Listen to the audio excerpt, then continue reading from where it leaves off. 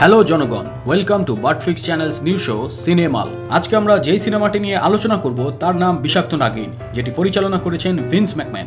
এটি একটি প্যারালাল ইউনিভার্সের গল্প যেখানে এখনো ওড়না আবিষ্কৃত হয়নি এবং যেখানে সূর্যের অতি গোলাপি রশ্মি থেকে বাঁচতে সবাই ফিউচারিস্টিক শাইনি স্পেস স্যুট পরে ঘোরাফেরা করে। ছবির শ্রেষ্ঠাংশে আছে ভালো নাগিন, খারাপ নাগিন, হলুদ স্পেস স্যুট পরা স্পেস হিমু, টিরিয়ান ল্যানিস্টার এবং ডিসকাউন্ট জসিম। ছবির শুরুতে আমরা দেখতে পাই দুটি সাপ শিশু যারা অ্যানিমেশনের মাধ্যমে মানব শিশুতে পরিণত হয় এবং রোবটের মতো কোনো রকম এক্সপ্রেশন ছাড়াই কথা বলতে শুরু করে। হ্যাঁ নাক, খুব সুন্দর লাগছে তোমাকে। মানুষ এত সুন্দর হয়। I like you very much. সেই সময় হঠাৎ দেখা যায় মহাতান্ত্রিক সাপুরের নমরু মহারাজকে চাইল্ড মোলেস্টারের মতো শিশু দুজনের দিকে লোভাতুর দৃষ্টিতে তাকিয়ে থাকতে। বিপদ বুঝতে পেরে রোবট শিশু দুজন পালায় এবং বিচ্ছিন্ন হয়ে দুটি ভিন্ন জায়গায় ঠুয়া খায়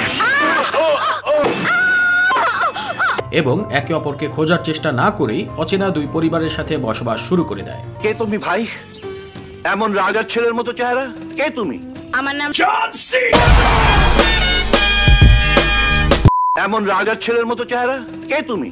আমার নাম রাজা। রাজা সুখের নাম রাজা রাজা রাজা।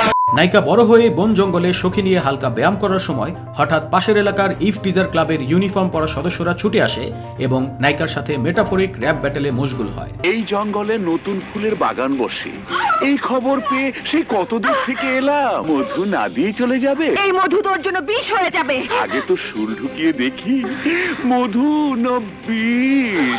ইফ টিজারদেরকে র‍্যাপ ব্যাটেলে হারিয়ে বাড়িতে ফিরে আসতেই নায়িকা তার বন্ধু লর্ড ফ্রেন্ডজোনকে ৩৫তম বার ফ্রেন্ড জোন করে ঝুলিয়ে রাখে, যা বোকা লর্ড ফ্রেন্ডজোন বুঝতে না পারলেও তার বিচক্ষণ মা ঠিকই বুঝতে পারে। মাসুদ, ওরা সাথে ছেড়ে দে বাবা। মা।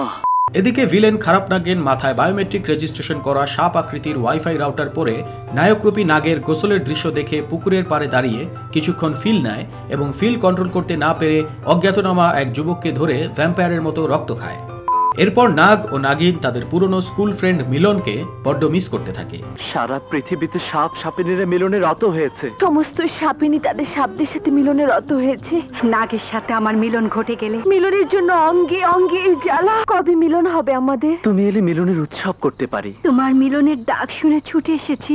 কিন্তু মিলন আসার আগেই চলে আসে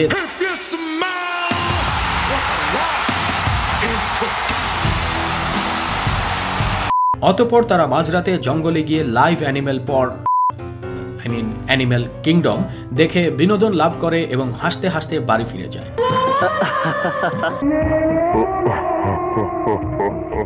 এরপর কোনো এক কারণে দুই নাগিনের মধ্যে একটি রেসলিং ম্যাচ অনুষ্ঠিত হয়, যেখানে নায়িকা ভিলেনকে তার স্পেশাল মুভ বিগ বুট দিয়ে কাবু করতে সক্ষম হয়।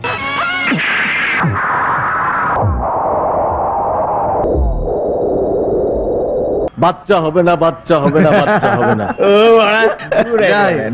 ছবির শেষ দৃশ্যে নমরু মহারাজ জানতে পারে যে আরেক অ্যান্ড্রয়েড ইউজার সাপুরের কাছে বিনের মতো দেখতে আসুস RT-AC5300 মডেলের ওয়াইফাই রাউটার আছে, যেটি দিয়ে নাগ এবং নাগিনকে ধরা যাবে। তাই সে অ্যান্ড্রয়েড ইউজার সাপুরের সাথে মারামারি করে সেটি কেড়ে নেয়, কিন্তু নাগ ও নাগিন পালিয়ে ওয়াইফাই রেঞ্জের বাইরে চলে যাওয়ায় নমরু মহারাজ তাদেরকে ধরতে পারে না এবং রেগে গিয়ে তাদের দিকে নিজের বিচি ছুঁড়ে মারে।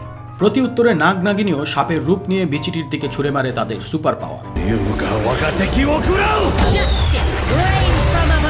এই এপিক ব্যাটেলে অবশেষে হার মানে নমরু মহারাজের বিচি এবং তার কপাল ভেঙে বেরিয়ে আসে স্টোন কোল্ড স্টিভ অস্টিন।